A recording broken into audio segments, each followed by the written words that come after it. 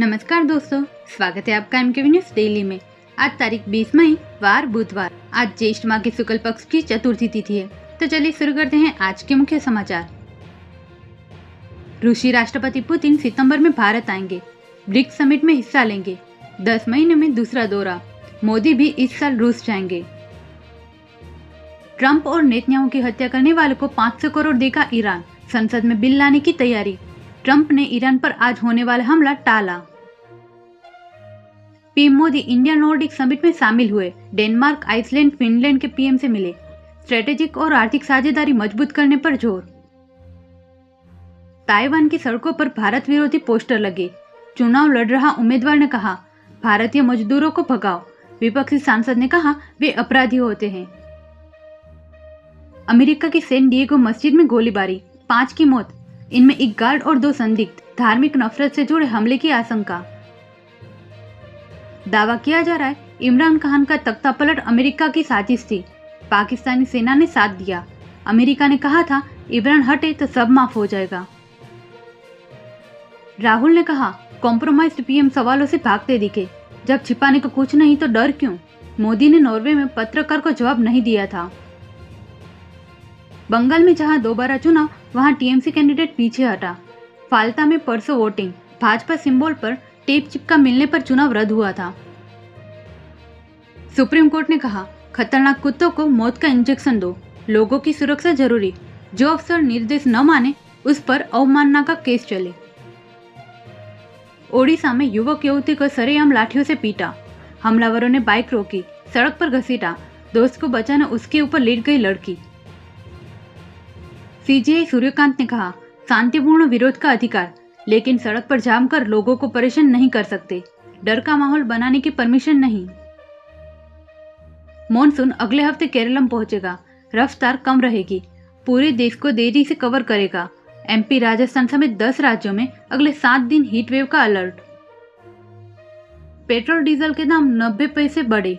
4 दिन पहले 3-3 रुपए बढ़ाए थे। 15 राज्यों में पेट्रोल 100 रुपए लीटर पार और डीजल 17 राज्यों में 90 से ऊपर। One nation one election JPC की टीम गुजरात पहुंची। प्रियंका गांधी समेत 39 सदस्य सभी पार्टियों के नेताओं से मुलाकात करेंगे। रायबरेली में राहुल गांधी ने कहा, आर्थिक तूफान आने वाला है, बहुत कठिन समय आ रहा है। एक्शन लेने के बजाय मोदी जी विदेश चले गए। सलमान के गैलेक्सी अपार्टमेंट में मिला 5 फुट लंबा सांप। मौके पर पहुंची रेस्क्यू टीम, बिना सुरक्षा उपकरण के हाथों से पकड़ा। मणिपुर नेशनल हाईवे 5 दिन से बंद। 1000 से ज्यादा ट्रक और गाड़ियां फंसी। पादरियों की हत्या और 14 कुकी नागरिकों को बंधक बनाने का विरोध। शाह ने कहा, बस्तर के हर आदिवासी को गाय और भैंस देंगे।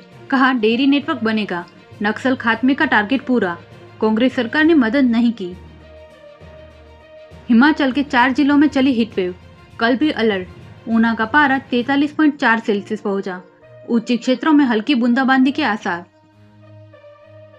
उत्तराखंड के 2 बार सीएम रहे बीसी खंडूरी का निधन। आज हरिद्वार में होगा अंतिम संस्कार। 3 दिन के राजकीय शोक की घोषणा।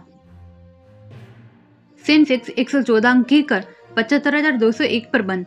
निफ्टी भी 32 अंक कमजोर हुआ। बैंकिंग और मेटल शेयर्स में बिकवाली रही।